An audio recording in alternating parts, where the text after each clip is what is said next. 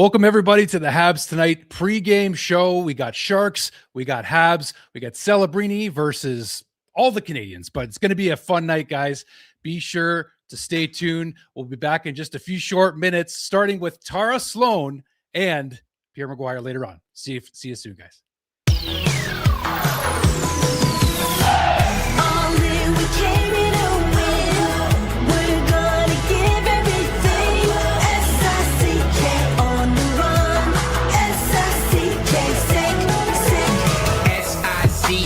It's the sickest podcast. Tune in for the audio, or you can even watch back. Giving players all the props, or put them on blast. We don't give no hot takes, only talk facts. We're giving all our devotion, riding high on this wave of emotion. Going all out, yeah, 'cause this is our time. No, ain't no stopping us till we reach the finish line. All in, we came here to win. We're gonna give everything. S-I-C-K on the run. S-I-C-K, sick. On fire, we're ready to fight. We'll bring the house down tonight. S-I-C-K on the run. S-I-C-K, sick. Playing on the car ride, play it when you lounge.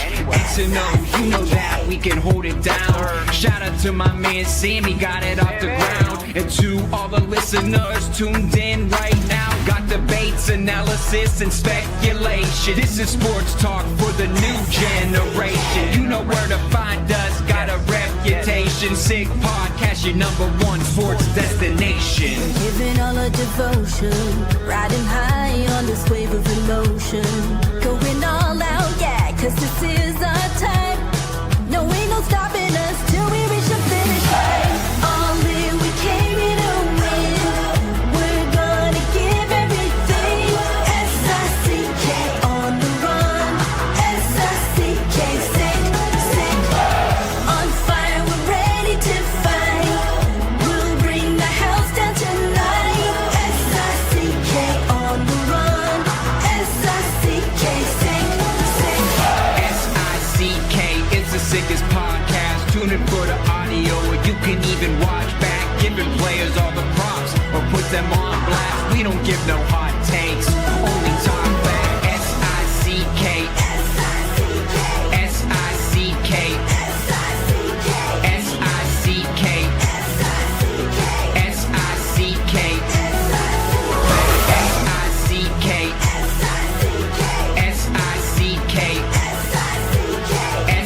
S-I-C-K. S-I-C-K. All in, we came here to win. We're gonna give everything. S-I-C-K on the run. S-I-C-K, sick. You're watching Habs Tonight, powered by Sick Media. The sickest Montreal Canadiens pregame show. It's gonna be sick. Welcome, everybody, back to the Habs Tonight pregame show, the sickest Montreal Canadiens pregame show all around the world. Brandon Legacy, good to see you again, buddy. Pumped for this one tonight. Yes, I am too. Missed the last show against the Ottawa Senators. Had my own hockey there. We're in playoffs, so it's been a grind. But for all of our old fans, I had to bring out the old hat, crushing cans. It is a Saturday night, so cheers to everybody. Please be responsible. But Saturday night, wish I was at the Bell Center. Yeah, that's not a bad call either. No, wish I was at the Bell Center, but here we are doing a little pregame show. I'm pumped for this one because Tara Sloan joining us, San Jose Sharks. It's going to be electric. I can't wait. It's going to be a lot of fun. Tara's been a big inspiration for my career. We had a great chat during the very early COVID days, and she was available and willing to share her wisdom, and we had a great conversation. Everybody was available. Everybody was at home, Brando, back in the day. So 5-6 years ago, we had no choice, right? It was lockdown and restrictions everywhere. But thankfully, we're far removed from those times, and we're going to have a great conversation with Tara. And then, of course, Pierre will join us a little bit later. And we actually have a new show sponsor, which is our first sponsor. We're so thankful this early on. They're giving us this opportunity to work with them. And Insta Customs is the brand. So let's introduce you to those guys real quick, and then we'll get right at it and tee up this game for you guys. So it's Montreal's highest rated print shop with a 4.9 star Google rating and over 3,000 reviews. Order today. Actually, I think I did it backwards. Forgive me. I'm still new at this. So let's start again. So if you're looking for the cheapest prices on wholesale apparel in Canada, you'll find them at cheapesttshirts.ca. Proudly Canadian and trusted by thousands of customers from coast to coast, they deliver unbeatable value every day. You'll always get the cheapest prices, plus same-day shipping and even next-day delivery, so your order arrives fast. With over 1,000 products and more than 36 trusted brands like Gildan, Jersey's American Apparel, M&O, and Comfort Colors, the selection is unmatched. Whether you're shopping for t-shirts, hoodies, crew necks, hats, tote bags, polos, aprons, tank tops, and so much more, you'll find it all in one place at cheapesttshirts.ca. It is the go-to source for teams, businesses, events, apparel printing companies, and resellers. And it's also perfect for individual shoppers who just want the best deals on everyday apparel. Plus, enjoy free shipping on larger orders and a simple, easy-to-use website that makes online ordering a breeze. Get the cheapest deals in Canada today at cheapesttshirts.ca. Okay. Boom. There we go. I might have to order one, just like in lane we trust or something. In lane we trust. Okay. Let's mark that down. Sammy, if you can make a note for us, we would greatly appreciate that. Well, I do see that she's in studio, so let's not keep her waiting. If you want to give us a little wave, Tara, just to make sure you're all ready to rock and roll. She did. Folks, Tara Sloan joining us. Thank you so much. It's so good to see you again. It's been a little while, Tara.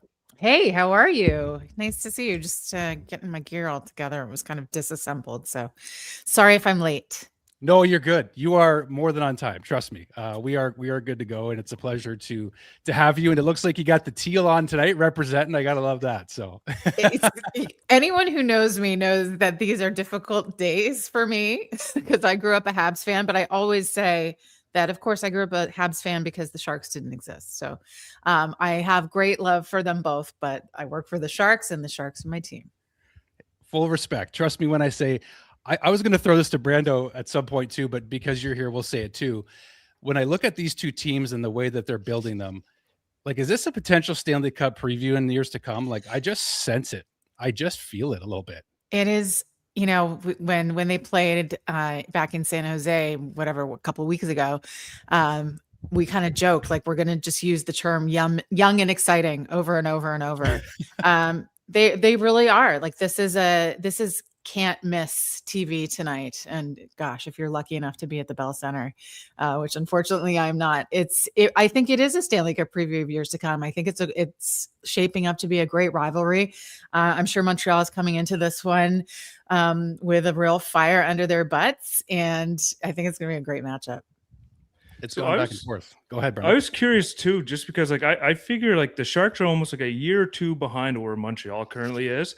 But maybe tell us in some of the viewers here, what were the expectations going into the season that the San Jose put on themselves, but also from the league? Because I remember at the start of the year, Warsofsky was like, "I'll give up my kids for a win at this point," and then now they're a point or two away from the second wild card spot. To be clear, I think he only offered one of his children up, so not both of them.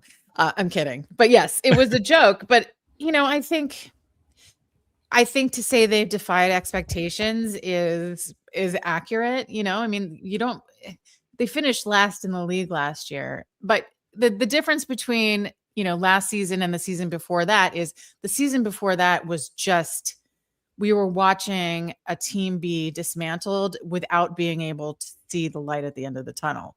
Last season, even though they finished where they finished, they were in games, and we saw Macklin, and we saw Will Smith, and we saw Colin Graff, and we saw where they could be. But I don't think anybody expected them to be in a potential playoff position this year. I mean, and I really hope they make it. Obviously, it's a very, very tight conference and a really tight division, but they have exceeded expectations. And I think obviously part of it is these young players really, really finding their feet. And I obviously Macklin Celebrini has found a different gear that I don't think there's a ceiling for him. I really don't. But he's elevated everybody around him, and even players like Michael Misa, who's still 18 years old, is starting to find his NHL legs too. So, there's something about that room. It's a really good room. They play for each other. So the skill is there, the discipline is getting there, the belief that they can win is getting there. So this is absolutely thrilling. If you have a chance to go to the tank this season, or I think anytime moving forward, has become, I think, what people say the Shark Tank was back in days of old. You can't hear yourself think. It's great. Gotta love it for that market, man. Like it just seems like this is going to be such redemption for those Sharks teams that got to the finals against the Penguins and the Thornton Marlowe days. Like there's just such a feeling of they're going to get their payback. I just feel like the fans are going to get it. I think they so already too. are. Yeah, I think so too. So with here's my question too, because we're familiar with a certain player on that team, Tyler Toffoli. I'm curious how the Tyler Toffoli effect. I think he's got to be just amazing for that room and for that young core. He is, and I mean, I'll talk about him first, and then I'm going to talk about Kat, his wife. Tyler is great. Obviously, he's a veteran, but he can still play. He's not just there to be a veteran presence. He can also score goals. Right. He took the kids under his wing right when he got there. He is such an optimistic, positive presence in that locker room. And then he and Kat together, somebody was joking, like if the Sharks ever win the cup, like Kat should be on there, because a big part of why their team culture is so good right now is because Kat and Ty have really banded together. When they have parties, they have them at their house. I think they spearhead a lot of community. So it's, you wouldn't want it any other way. He's so important to that room. I like what you said there, Tara, too, about like the culture and the community of a room, because you can have all the talent in the world, but if your room is off or the culture is off, you don't have any chance of winning, right? So it's nice to see, because you see Macklin, who is praised to be above his age in maturity and all that, but to have a guy like Tyler who's been through the cup wins, the cup losses, and around the league, it's nice to see that the young kids on that team have some guidance there. And I was just curious too, because like we hear all about this Macklin celebrating and the points he's putting up this year. I'd arguably say he's top 5, maybe even top 3. You could argue for but for the Hart. Yep. But it's just incredible to see what he's been doing. But I have some questions too on some of the other names that some people may not be familiar. You pointed out Colin Graff, and the impact he's had this year is quite incredible. Yeah, Colin Graff, he will admit he's undrafted. He has a chip on his shoulder. He works really hard, and he's really good. And I just sort of remember a certain time kind of towards the end of last season where you just started to feel his presence on the ice. He's really a determined young man, and he's turned out to be an incredible asset for the Sharks. And one more thing I want to say about the culture is obviously, the Toffolis have been amazing, but also the fact that, Will, I think is still living with the Marlows. I think Macklin may have moved out from the Thorntons, but, also to have that kind of mentorship there to make these young players feel welcome in the area and in the organization. And just have imagine, Macklin would get to go back home and just sit and chat with Joe Thornton. Like that stuff is priceless, it's invaluable for sure. So it's amazing. Like, I wonder if Mike Greer got on the phone with Kent Hughes at some point. Like, were they connected? Because I'm like, these guys are creating something so similar. That's why I find like just the young core, the exciting, fast, skilled team, and just the culture again. Like we keep bringing it up because we've seen cultures that are really suffering right now and didn't get the results. I think you know which team I'm probably alluding to. Well, there's a couple that I can think of. I mean, maybe in the market that you're most familiar with, but yeah, I just feel like it's refreshing, and it gives the game hope, and not just for those two markets, but for hopefully a model for how other teams can do the same. Yeah, and I think it is a real credit to Mike Greer that he paid attention to that, because maybe there were some pieces he could have messed with at the deadline. But I think when you have a room that is gelled like that, then your cost benefit ratio changes, and you look at how the culture probably starts to outweigh maybe some other skill levels. So a huge credit to him. And honestly, 2 seasons ago, like I didn't see what this could look like. I think a lot of us were like, all we saw were fan favorites leaving. And, last trade deadline was heartbreaking. So it's real fun. I think we went through the same thing. Sorry, before Brandon jumps. I think we went through the same thing in 2022 when we traded Toffoli out of the market. It was like the beginning of sorrows, Tara. That's what it felt like. No, it hurts, man. It does. It really hurts. So real kudos to Mike Greer and his whole staff, everybody there. Flipping the switch quickly. Yeah. This year they're fortunate enough to add. I mean, you see they brought in Kiefer Sherwood, and then he signs that new extension there. I was maybe going to get some of your insights on what Kiefer Sherwood can bring to that lineup. Maybe that what San Jose was missing, or what Greer was trying to get there. Am I allowed to sort of swear-ish? Oh, yeah, go for it. Okay. Well, I mean, and I'm going to quote Drew Remenda, our esteemed analyst, who said, "You know what? Kiefer's a dick. And we don't have a dick." It was before he signed. I think it was the night he actually got his first goal with the Sharks. And they all play hard. Like, there's nobody on that team who phones it in. So he plays hard. He gets in there, but he is really feisty, and he's very physical.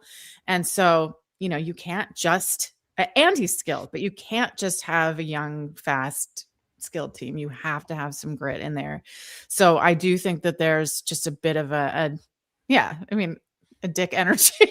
you need it. You need some jam. That's what kind of I was hoping Montreal was kind of addressing. I hope that top six, if it's not that forward, if it's a wing, like, you need the Matthew Tkachuk, you need the Sherwood type, you need that jam that brings everybody into the scrap, right? So no, I thought it was a great ad. It's something that I want Montreal to bring in, because I think they lack a little bit of that in their roster right now. Yeah, we were all pretty excited that he signed for 5 years there. He's a really good addition.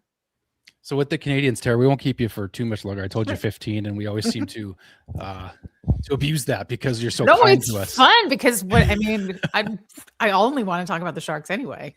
I know. That's why we brought you. Yeah. That's why we brought you.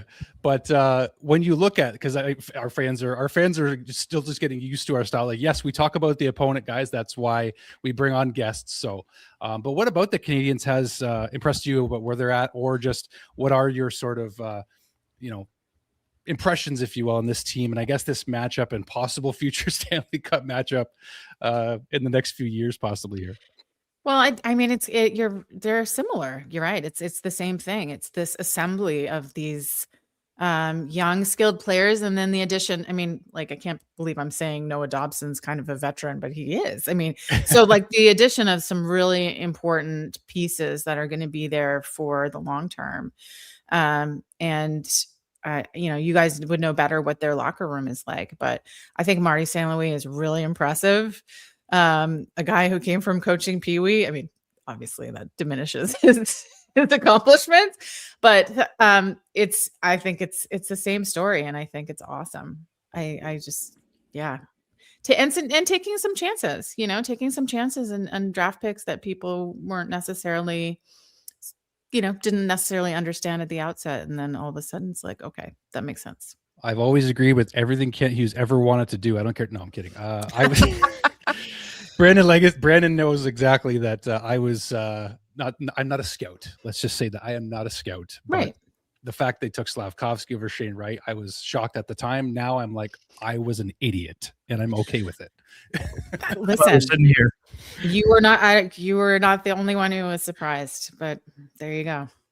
That's it. That's all. Well, Tara, thank you so much for jumping on. I don't know if you want to say hi to Pierre McGuire. No pressure, but he is here. And hi, Pierre. Here he is. Pierre, how you doing? Hey, Pierre. How are you? Nice to see you. Excellent, young lady. How you doing? I'm good. You look tan and healthy. Are you somewhere warmer than I I'm live at? in South Carolina, so yeah, I got all kinds of hockey going on to my right, though. Don't Nice. have to brag about it, Pierre. No, I'm just kidding. I'm just kidding. Well, nice. Thanks, guys, for having me. I appreciate it. I will talk Sharks anytime, honestly. And don't tell anybody. You're the best. We know you're a Mats Naslund girl. We grew up loving him. We know. So we know where your heart's at, but you are doing an awesome job pumping a team that deserves it. So Yeah, thanks. it's great to see you again. And thank you so much for the time. Thank you. Enjoy the game. Bye. You too. Tara Sloan, everybody. What a blast. It's so good to catch up with people that help you along your journey. And she's one of them. And Pierre McGuire is becoming another one. So thank you for jumping on.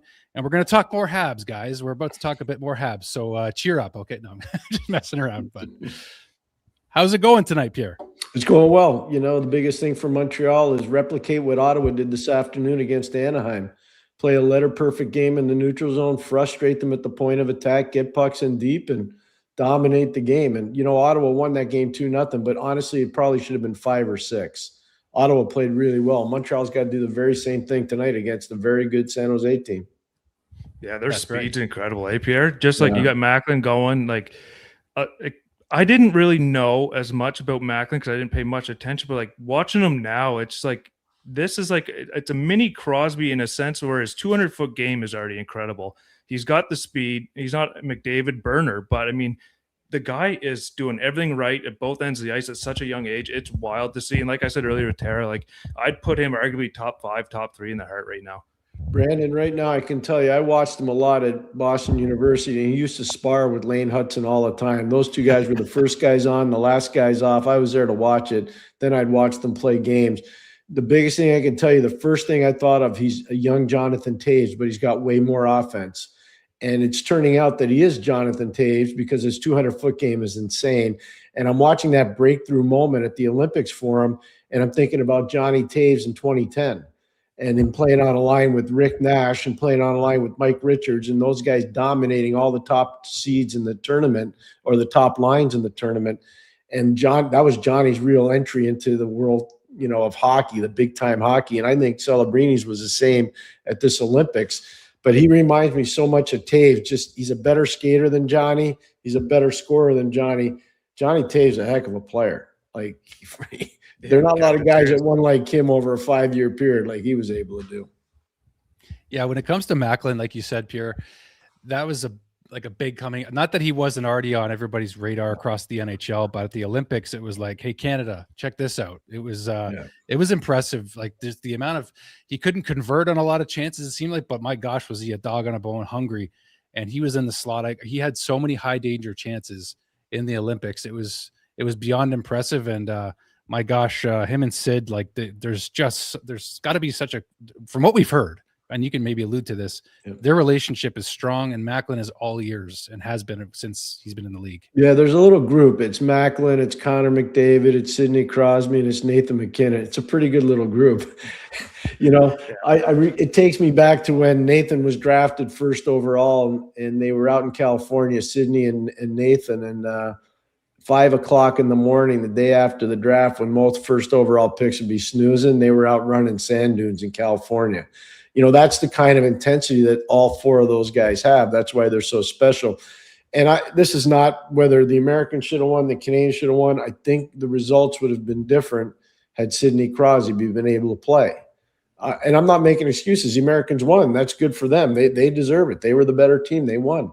But I believe Sid would have made a difference in that gold medal game. All that being said, Celebrini learned a ton from that environment. Just learned so much from it. Absolutely. And I wanted to, when I found out you were coming on today, I wanted to pick your brain about this because you've been in these kind of situations before. Going into the game tonight, I mean, everybody's aware. Brandon Gallagher, healthy scratch tonight.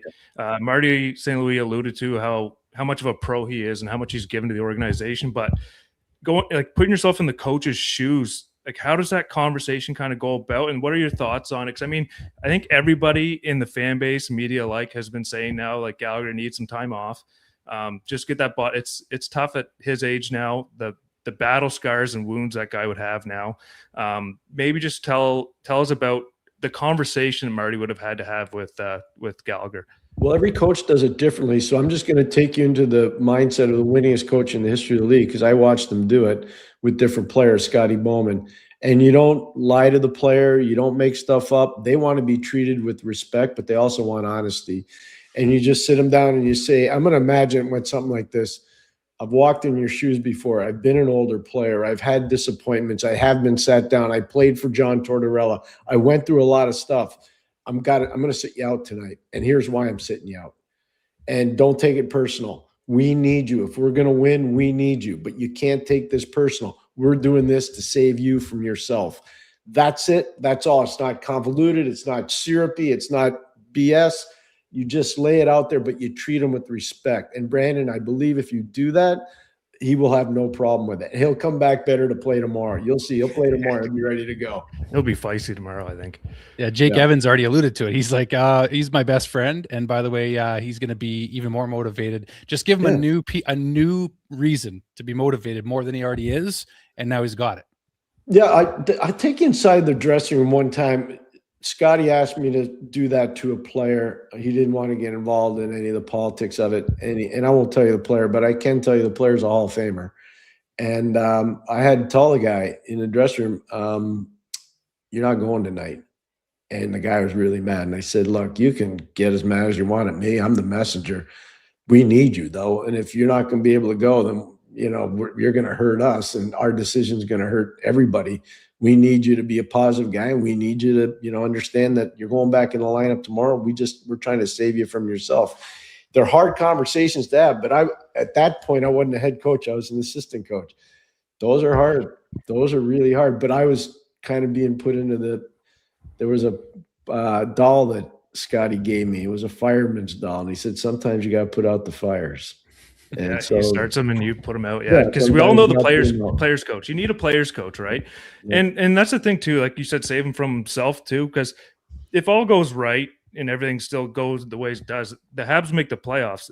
They need Gallagher in the lineup because the playoffs is where he kind of shines. That's where the game kind of slows down a bit. And you need that jam that he brings, because we know Montreal lacks it a little bit.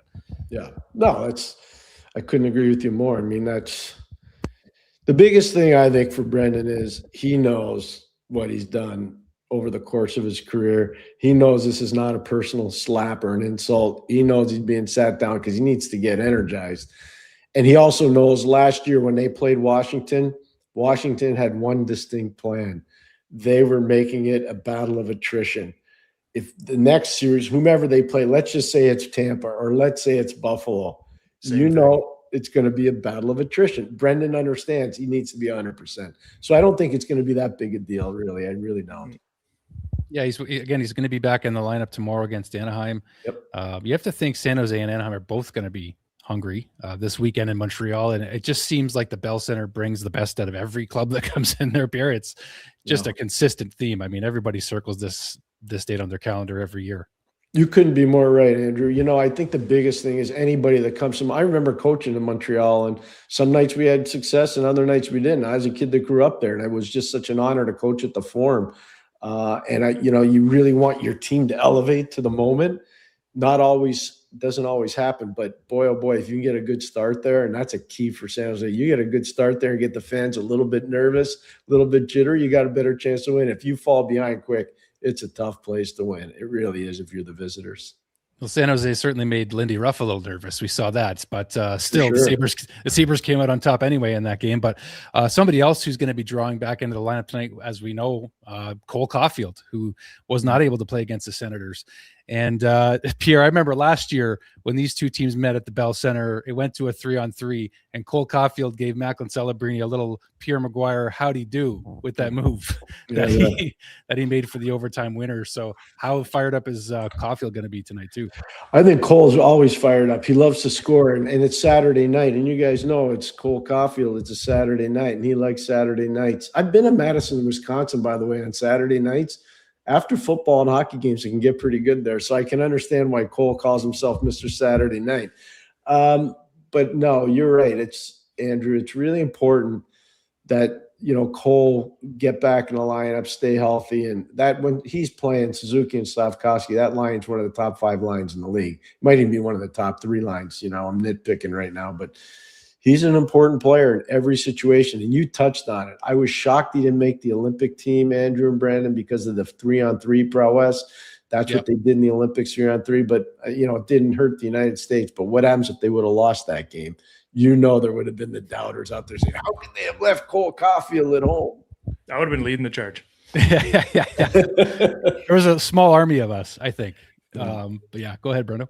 I was just going to ask too. So with San Jose being similar to where the Habs are, and so my big thing is, I think I alluded to it on Wednesday. I wanted Demidov and Kapanen to get going, and which they have, which is good because I've always been worried about Montreal just being that one line team where if you can take care of that one line, and then they're kind of stuck in the mud. But it's nice to see them coming on again, the second line there. Now, I was just curious. So if you're Montreal, what are the areas of the game that San Jose really excels at? Transition's really good. You heard Tara talk about it. I know you guys have talked about it too. Their transition game's really good. The other thing that they're really good at is they're very aggressive on the penalty kill. Really aggressive. Colin Graff, I heard Tara talking about him. I've known his game since he was just a little kid in Boston. He originally went to Union College, and then he left Union and went to Quinnipiac, and he was part of a national championship winning team there. But that was a good signing by Mike Greer. Mike Greer knew all those players because back then he was scouting. He was running the Boston Junior Terriers, and he eventually went to work as an advisor with the New York Rangers after spending some time with the Devils as an assistant coach. So he's really familiar with the New England guys. But San Jose, really, their transition game's very good. They move the puck quickly out of their own zone, and they're hard on pucks. That's the one thing. I know Ryan Warsofsky, he preaches that all the time, hard on pucks. And he's got an assistant there, Brian Wiseman. I don't know if you guys are aware. Brian used to work in Edmonton. He was a legendary player at the University of Michigan. He is as good a special teams coach as there is in the league. He's really, really talented. He's really good. So there's a lot of different fundamentals to their game that are good in San Jose. They're just a couple players short in terms of being really ready to compete, but they're getting there fast. Close, for sure. Quickly, Andy, before you jump in, I was going to ask Pierre, because as soon as you brought up all the colleges and stuff, I wanted to actually pick your brain about the CHL and Canadian University and the impact with that NCAA there, because you're seeing all the high draft picks now. A lot of them are coming out of the NCAA. I know you guys scout them a lot. Montreal's got a handful now out of the NCAA. Just the impact, or what your thoughts on the NCAA now compared to the CHL or the Canadian University, sorry. Well, I think what's going to happen, and it's starting to already happen. You saw Roger McQueen leave. He went to Providence College. You saw Gavin McKenna leave. He went to, obviously, Penn State. You saw Porter Martone leave. He went to Michigan State. I think you're going to see more kids when they're 18 and 19. They'll start junior at 16. They'll stay in junior till 18 or 19. Some of them will be the overage years, age-out years, and other guys will just come to the States. I think NHL teams are going to use the colleges almost as a developmental tool to make guys bigger and stronger and maybe a little bit faster. But I still think the early development, if you're really good, you're going to play in the Western Hockey League or the Ontario Hockey League or the Quebec Major Junior League. I'll give you a case in point. My son left prep school to go play in Penticton in the BCHL. Well, back then the BCHL was a murderer's row. Go look at Penticton right now. Like they're crushing everybody. And they're an expansion team. I was going to say they dominated the junior league, right? Because if people aren't aware, it's a junior A league in Canada they were part of and won a lot, and they just moved up to the dub. They're dominating the dub. Like they won their division. And all I'm saying is they're still, like, I know the coach really well, Fred Hardmanson there. They still get really good players there, but they're going to come for 2 or 3 years, and then they're going to go to college. Then the colleges will turn them pro at 20 or 21, unless you're, Gavin McKenna, who's going to turn pro after this year as an 18-year-old. So, that's just how Lane Hudson spent 2 years in college. Macklin spent 1 year. Jack Eichel spent 1 year. But anyways. It's hard to argue because I find like the Q, Dub, O, any of them, I think it's the amount of games that they play doesn't allow them, like the college season does, where they play on weekends. You have all week to train, lift weights, get strong. Yeah. And then the Q and the O and stuff, they're playing 60, 70 games compared to the college season. Yeah. There you go. Show me the money. That's why. It's a gate-driven situation in major junior. The colleges, they play those 2 games. They have built-in rivalries. Some nights, in northeastern BC, you'll get 8, 9, 10,000 people over at BC. Back at Old Matthews Arena, they get 5,500 people, you know, in a back-to-back. So you're looking at major revenues coming in, and there's no excessive travel for colleges. You're always in a geographic league. So it makes a big difference. And you got the boosters and everything else. Wisconsin gets 14,000 people a game. You know, I spent a lot of time scouting at North Dakota and at Minnesota. You know, you're talking 12, 11,000 people a game. It's hard to match that. So, yeah, that's why they play so many games in junior.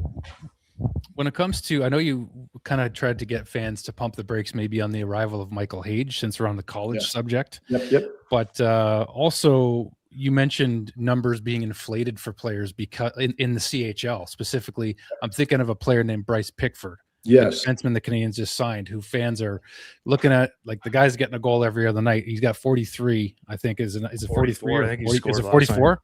Okay, thank you.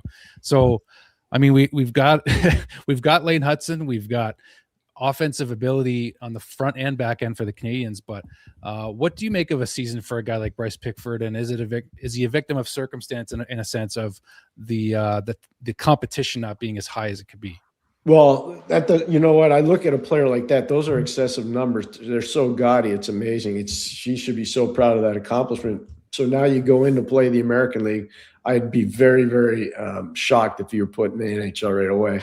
So as soon as he gets an opportunity to go play in the American League, and you see if you can sink or swim. So I think they'll give him an opportunity to swim pretty good. But I tell you what, it's a huge difference. I don't think it's ever been more pronounced from college to the American League is what it is right now, especially this year, or from junior to the American League.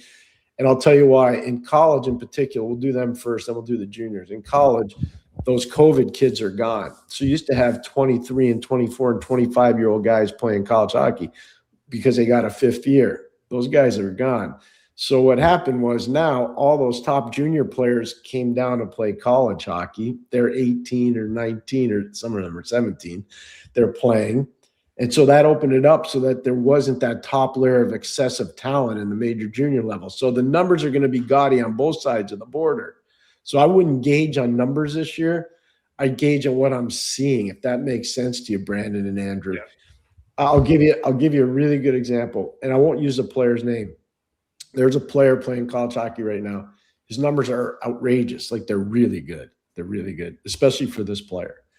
And I'm seeing I should sign with this team or that. And I'm like, I don't know if he could play on their East Coast League team right now.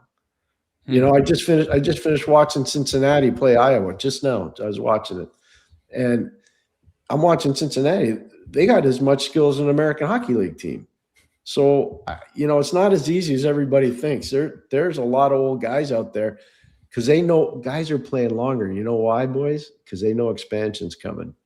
They know there's two more teams coming pretty soon. What are your thoughts on that, Pierre? Love it.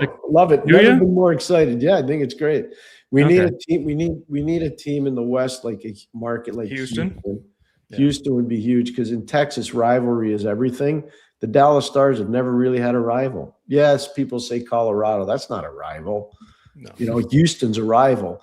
And Atlanta's in the South. Atlanta's massive market. It's a massive market. And I think you get two teams, one there, one in Atlanta, one in Houston, one in Atlanta. I think it'd be really good, Brandon. And I can tell you, I had a long talk with Bill Daly about this, deputy commissioner of the league. And he said, we have more than enough talent. All our central scouting people tell us.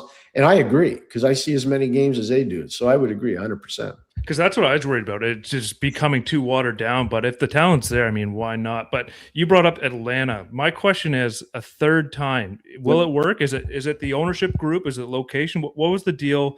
Like, how is it going to work this time around? The first time around, I was just a kid. That was when the Flames moved to Calgary. Yeah. So I don't know what went into that. But I can tell you now, the second time around, ownership was a big problem.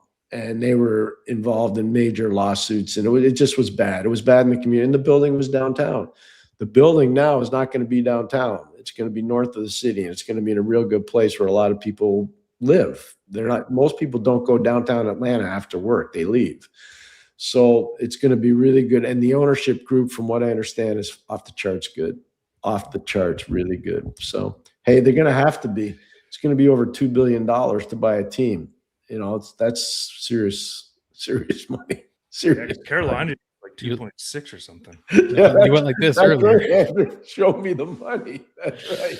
That's wild. Yeah. I just want to shift gears just for a minute, just into the goaltending situation Yes. for both of these teams. We got Alex Nedeljkovic starting against Jakub Dobeš tonight, and Jacob Fowler. My gosh, it looks like he's staying, Pierre. The Canadiens made a few AHL roster moves yesterday. They also made the signing of a player, which the defenseman is falling out of my head right now. It's sitting on my desktop here. So forgive me for not having his name memorized. It's coming up in 1 second. Luke Mittelstadt. So Yep, Luke from Mittelstadt. University of Minnesota. Yeah, but in terms of goaltending, this move really signaled, it seems, that Jacob Fowler is here to stay with the trade and the acquisition of Hunter Shepard from the Ottawa Senators. Right. Yeah, no. And Hunter's a longtime goalie at the American League level, won championships in Hershey. He's a real competent player. And Pascal Vincent would know him really, really well. So the answer is, I think Jacob Fowler's there to stay. I feel bad. A lot of people are going to start pointing fingers at Sam Montembeault. I don't think that's the appropriate thing to do. That kid gave you everything he had. I just think he was in a very difficult situation right from the start of the year. The Olympic build-up, all the hype, doing commercials. I wasn't a fan of that. I thought it was way too much, especially in that marketplace. He had a tough start, and he never got it back on the rails. He had some issues, in terms of death in the family and all that. I just feel bad for the kid. I really do. He cares. He wants to be a Montreal Canadien. But he's not a better goalie than Jacob Fowler. And I'm not sure he's a better goalie than Jakub Dobeš. So that's the reality of pro sports. And it's a hard business. It's such a hard business. But I will tell you this, men, Jacob Fowler's really good. I think you know that now. Yeah. It's the mental I love makeup, that. right? Yeah. It's totally the mental and the athleticism. Sure. But I mean, just to be fair, again, I don't want to be mean. This is the first player I've seen, and I try to get Marty Brodeur, and I say this all the time, in Montreal when he was 16 years old. This is the first guy I've seen that reminds me of Brodeur, mentally and athletically. Like, I know Carey Price. I did the World Under 18 in Česká Budějovice, where Carey Price was a starting goalie. He never reminded me of Brodeur. He was Carey Price. This is the first guy I've seen that reminds me of Brodeur. And so, yeah, I mean, by the way, if I can tell you right now, major college upset just happened in 2 out of 3. Clarkson just beat Quinnipiac 4-3.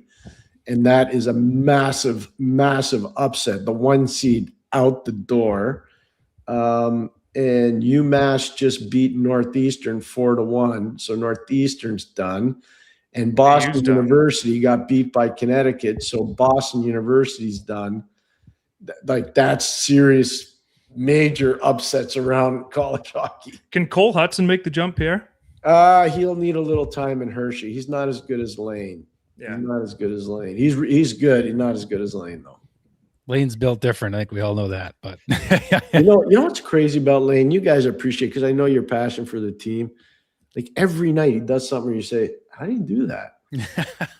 How do you do, like, I had a really good seat for 2 years for Mario Lemieux. And some nights I'd watch the game, then I go in the office, I break down the tape. How the heck did he do that? I watch Lane. It's the same kind of stuff. Well, that's just Celebrini was, sorry, Brando. I just going to say Celebrini was extra complimentary to Lane Hudson a year and a half ago. And it's still very early for Lane, but my gosh, the ceiling is of course very high. And when a player like Celebrini gives you that kind of praise, it's saying something. I would agree. I will say this, Andrew. I watched those guys battle in practice. It was pretty cool. And then the coolest part was when they would practice at the end on the power play. So it'd be Lane doing all those shifty moves on the blue line, and it'd be Celebrini posting up on the right top of the circle, and as a lefty just blasting one-timers. And that's, as soon as I saw that, like, I'm going to talk about probably middle of October, Celebrini's freshman year, first year.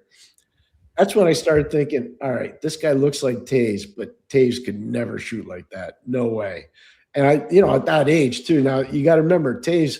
So the line at Shattuck St. Mary's, it went Parisi, Crosby, McKinnon, and then Jonathan Taves. Like, that's the line. Think about that for 1 second. Zach Parisi, Sidney Crosby, Nathan McKinnon, and then you go to Jonathan Taves. So I've watched all of those guys go through Shattuck. And then I see this Celebrini kid, and he's part of that little clique too. And then you see him go to BU, and you're like, oh man, this guy's something else. This guy's something else. It's definitely, and that's the thing, like you said, Pierre, like watching those guys, like I always make the joke, especially like my gents league hockey or like watching with friends and stuff. I'm like, you imagine how much fun it is to be that good at hockey all the time. Like, it'd be so fun to go out there and just like, I can do anything I want out here and nobody can touch me. Yeah. Like it'd be incredible. And sitting then, like you said, being on the bench, seeing it live with Mario and those teams with the Penguins in the 90s, like it's got to be incredible. And that's why I think Marty now, it's like he's sitting there and he's watching that team. I don't know if I could say take a step this year. In a sense, they did, because they've been almost in a playoff spot most of the year. If not, they're 1 point out the next game they're in. But seeing that team take that step, it's got to be something he's proud of, because they're playing the right way. The culture's the right way. You hear about all the stories, how they're a family in that room, and the job Marty's done this year as a coach and watching them and letting them grow and being that new age coach. I think it's been invaluable to that organization. That's really well said, Brandon. I completely agree. And Andrew, you and Brandon have done a great job painting the proper picture of both Marty St. Louis and the team. Let me leave you with this one. Marty does a great job delegating authority. That's the ultimate sign of a really confident head coach. Yep. So if you look at Trevor Letowski, when he's on the bench, Marty's always talking to him. Marty's trusting him to talk to players. It's really good. Then you look at Stefan Robida. He's running the defense. He's calling out the matchups. I did that job for Scotty Bowman. I know what it's like. Like that, it's more of a math problem, really, when you're in the playoffs than it is a personnel problem. And so you got to pay attention to time on ice. There's lots for players on the other team and your team. There's more that goes into it than the fans think at home. But that's where I knew Marty was going to be really good. When he started to give power to his assistants, and he delegates really well. Starting to work. He delegates really well. Kind of like you guys on the show. It's good. Yeah. Well, we'll take the credit if it comes from, no, we appreciate that, Pierre. And thank you for the time. Of course, as always, you're always there to support us. And it sounds like you might be joining us again tomorrow. I'll be there every game, boys, every game. So I'll see you tomorrow.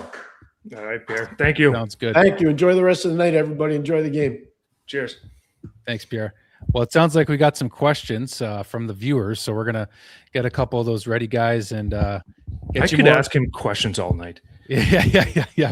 You would run out of time because, or maybe you wouldn't actually. I think it's the reverse effect because he's an encyclopedia. Yeah, encyclopedia. Yeah, exactly. So, as the guys are getting questions ready, Brando, we're gonna tee this one up for fans. Puck drop is just over 15-20 minutes away or so, and I think it's Hockey Night in Canada. They definitely we're about a half hour away. Okay, yeah, fair enough, close enough. Probably with the national anthem and all that, all that good stuff, right? All the pregame stuff. But I just think that what actually Pierre was saying a minute ago about delegation, from the way Marty's doing it on the bench, I also think it comes from up top, because I think Gortz and Hughes. I've done a tremendous job of delegating throughout the organization, bringing in the analytics department, bringing in Boucher and all the pieces that were missing to try to get as much information as possible and use what they have, but not, how do you say it? Kind of trying to find the word here, but they delegate so well to the point where if they don't like the information, they'll let it go. And if they like it, they'll let it help the team somehow. Well, that's just it. Like, they don't micromanage. And then also, that's the sign of a good leadership group, is when you can trust the people you have in place to do their job, right? It's the same thing as a hockey team. Everybody has a role. Everybody does their role, and you trust that the guy beside you is going to go out and do his, and you do yours. And usually that's when you start getting success. So, no, they've been awesome. And I quickly, too, I was just thinking with the Marty St. Louis stuff we were just talking about, that I think the scratching of Gallagher today, too, that would be a step in his development as well, because that's one of the hardest decisions he's had to make so far in his tenure as Montreal head coach. And he said it himself, it's hard. Like he knows. But I think Gally, fortunately, I mean, he's got a year left on his deal after this one, but he knows his role. He's a pro through and through. Yeah. So I think the way this is where culture matters so much too, because when you have to make tough decisions, at the very least, guys can be upset with it, but they'll understand. Yeah, absolutely. All right, let's get some questions here, Sammy. I think we're ready. Agree or disagree? I'll let you go first, Deeks. Yeah, I agree fully. I think that this is kind of there's a reason for everything, and they don't make these moves without putting a lot of thought into it. This is the playoffs, the final stretch for the playoffs here. You want Brendan Gallagher at his best when the games matter the most, and I think it just makes sense that this guy puts a lot of miles on his body still to this day, and this is the first time in his NHL career he's ever been healthy scratch ever since he's gotten here in 2013. And I think that I understand it because it's a good sign of a good problem that the Canadiens have, that their depth is getting to the point. I'm not saying they're there yet, but it's getting to the point where they can make these tough decisions to try to put an even better product on the ice. And it doesn't mean or diminish who's coming out of the lineup. It just means, guys, like, we have a chance to win. Let's support our teammates here. I agree too, because I mean, if this was game 1 of playoffs, I'd be disagreeing because you need Gallagher for a playoff kind of game. But they got sports science; they have everything now at the fingertips. They know when a guy is down or needs some rest. Yeah. And I think results aren't there either, as much as Brendan would love them to be there. But like everybody alluded to, he's the ultimate team guy. So I think he will always put the betterment of the team ahead first anyway. So I got no problem with it. I'm sure he does. I'm sure he's pissed internally, but that's a good thing. But I don't think it's going to impact him whatsoever. I really think it comes down to, like, think about when they made the captaincy announcement for Nick Suzuki. I mean, Brendan Gallagher was second in line to be captain of this Canadiens team. And he was in Brendan Gallagher's a proud guy too. Hockey players are proud guys. Sports athletes, they're proud people. They take a lot of pride in what they do and what they bring to the table. But Brendan Gallagher was fully complimentary when it came to Nick Suzuki leading the way. It was a long-term move. He knew that Suzuki was going to lead the way for a long, long time, and he happily held him up and supported that. Yeah. It's a good teammate. All right, what do we got? Next question. If we had to move someone out to give Veleno some minutes, who would that be? That's a great question. Do you want to start with this one, Brandon? You want me to? Ooh, I don't know. And I'm not just going to fluff it up and just say somebody, but like, what Veleno brings is the size. It's the left shot center. So arguably you could put him on the wing as well. Originally I would have thought Bolduc, but I've been loving Bolduc's game lately. Yes, the results aren't there in terms of goals, but on the other side of the puck, I'm seeing Bolduc play a lot better now. He's making the right decisions. The forechecking's hard. Him and Kirby Dach on the same line going. Those are two big boys crashing on the forecheck. So I don't know who would you really put Veleno in for unless there's an injury. Deeks, I'm curious what you would say here. It's difficult. I think because he has been scratched recently, it's not like there's going to be hurt feelings. But if you're trying to build up Bolduc's game, though, like, taking him out now might be a bit of a. But you know what? If Marty explains it to him in a way like, okay, listen, like, we're only so many games away from the playoffs here. We need to see what we got, because if we do need to put someone in the playoffs, we don't want to wait till then to say, hey, like, let's get some chemistry going. Let's figure this out now. So maybe it's Bolduc. Like, you're not taking Josh Anderson out in the playoffs. I don't think he's too valuable in a playoff run. But if you're talking regular season, I don't know. Like, it's a tough call. Texier or Bolduc. It's Dach, if he ever does it. Dach. Dach is the only other question mark. Yeah. So that's the only other one. But that's the thing about Dach is, like, he's going to get better and better. He's going to hopefully continue to win those board battles and get you loose pucks. And again, not putting up a ton of points, but he'd probably be one of the ones I would consider. Not that it's not because they're playing bad. It's just they got to see what they got in other players. Next question. I hope Danault brings it tonight, because Gally wasn't the only reason that line wasn't buzzing. Yeah, I mean, Phil Danault, we know what we're getting from him, right? Face-off guy, a guy that is a solid veteran defensively, penalty kill. I think you know what you're getting from Danault, but what do you got in terms of thoughts on that one? I'm kind of in agreement. I want to see a little bit more out of Danault. I know what he's brought in for. He's not going to light the lamp and do all the big plays, but our PK hasn't been the greatest, and I'd like to see him take a little bit more charge in that role of being that fourth line shutdown. We know he thrives on it. He's done it in playoffs against McDavid and Draisaitl forever.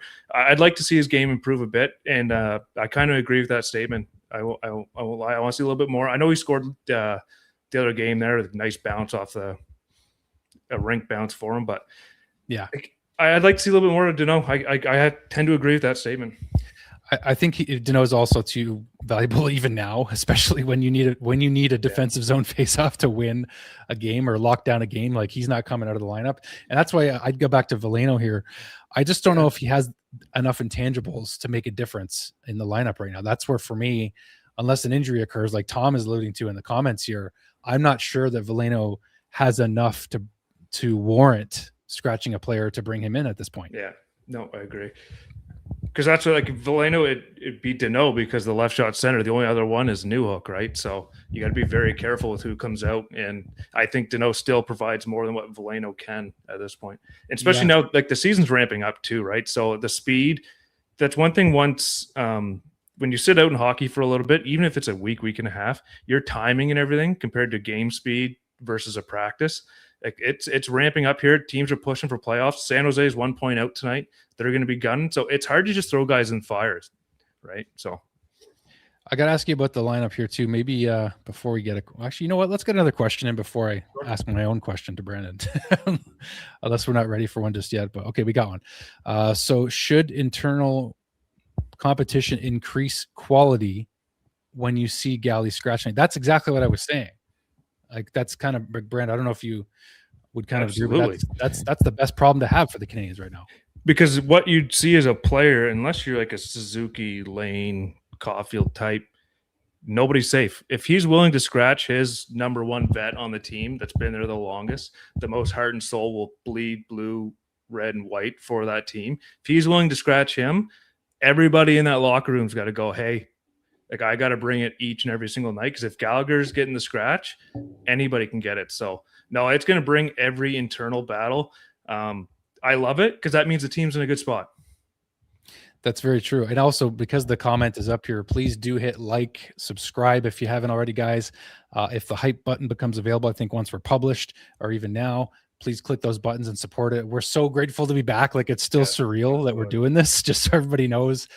For all of you tuned in across all platforms right now, please hit those buttons to support us. We're going to be coming on before every single Canadiens game the rest of the season, including playoffs, assuming we get in, of course. So we just want to put that out there, and thank you all for welcoming us back, if you will. I want to touch on Alex Newhook really quickly. I love what I'm seeing from him, because I just saw in the comments as well, with him and Kapanen and Demidov. I mean, Newhook's not, like a seasoned veteran either. You got that young youth and speed that we keep talking about, right, Brandon? So how do you like what Newey's bringing to that line with Kapanen and Demidov now that Slav's back on the top line? I like it because what Slav did well for them was he was a puck carrier. Newhook will carry it as well. It's the creating of space. So Demidov likes to operate at his own pace. He'll slow the game down and kind of, let's say here, like, he'll coerce teams or players that are playing him where to go by just how he's moving. Newhook, with that speed, makes the D and everybody back off. So it creates more room for Kapanen and Demidov to play their little internal one-on-one games or their two-on-two games. So that's why that works, I think, is with Newhook, is because he backs off the D, and he'll also create the space for Demidov and Newhook to operate. And all Kapanen does, like, you've seen all 20 of his goals this year, he just goes to one little spot close to the net, and then Demidov or whoever the other line mate finds him where he gets the rebound. So, no, I think Newhook's a great compliment to him. That's what they need in their top six. Obviously, a top six center would help, but, like, they need that winger that is fast or physical. They just need a prototype that will create space. And preferably, if that person has a little bit of jam to their game, then I think they're set. But Newhook does a great job at it, in my opinion. I want to touch on the defensive pairs for a moment, because there's always a lot of noise, it seems, around Arbor Jackeye whenever he's not in the lineup, especially. But him and Struble getting swapped in and out. I mean, there's word that we could see a certain defenseman get called up from Laval in the next little while here. Yeah. So that'll push the internal competition for the defense corps even more. But what do you make of what's going on in the battle, if you will, for ice time between Struble and Jackeye? Because obviously Alex Texier has been a lock in the lineup since he's been here, I think. Carrier. Or sorry, I screw those. Thank you. I screw those up so much. It's embarrassing. No, I understand it, and it's the thing, because, like, I think consistency is the biggest thing missing with those two. they're obviously capable. They're 6 or 7. They're number 6 or 7 on the D-core on most teams that are competing. Consistency is the one thing, because you'll see they'll have stretches each of 1 or 2 good games, and then you'll see 1 or 2 plays where like, oh, there it is. So like, they're very similar. I mean, Arbor brings that nuclear option, if you will, that I think the guys feel a lot bigger when they play with Arbor in the lineup. I think Struble can play up in the play more than Arbor can. So they kind of bring different intangibles. But it's the consistency that I like to see out of those two. Is I think as soon as one of them shows that consistency and making the right plays, making the smart plays at the right time, I think you'll see one of them start getting more ice time than the other. Fair enough. Fair enough. Well, folks, we're at the hour mark right now, and it's 7:00. So I think we should get our viewers and supporters ready for this game, Brenda, including ourselves. So we've had a great chat. I want to thank Tara Sloan for coming on, talking San Jose Sharks with us. It was a blast. And Pierre McGuire, of course, he's a regular on the channel here on the podcast, on the Sick Network. Yes, exactly. Yep. The Sick Podcast, the Eye Test with Pierre McGuire and Jimmy Murphy. You can tune in weekdays at 4:00 Eastern Standard Time. And it's Saturday night, Brando. It's hockey night in Canada, and it's Macklin Celebrini and the San Jose Sharks. I mean, we got to give shout out to their lineup. Will Smith, like Sam Dickinson. Didn't even get a chance to talk about defenseman Sam Dickinson. And, you know, the San Jose Sharks must have taken a page out of Kent Hughes' book, because they're doing something right over there too, buddy. It's going to be a real fun matchup tonight, I think. Absolutely. Thank you, everybody, for tuning in. Appreciate it. And just like the old fans know, have fun, have a can tonight, and enjoy your Saturday nights. Enjoy the games. Thanks for watching, everybody. Thanks for supporting, and we'll see you guys tomorrow.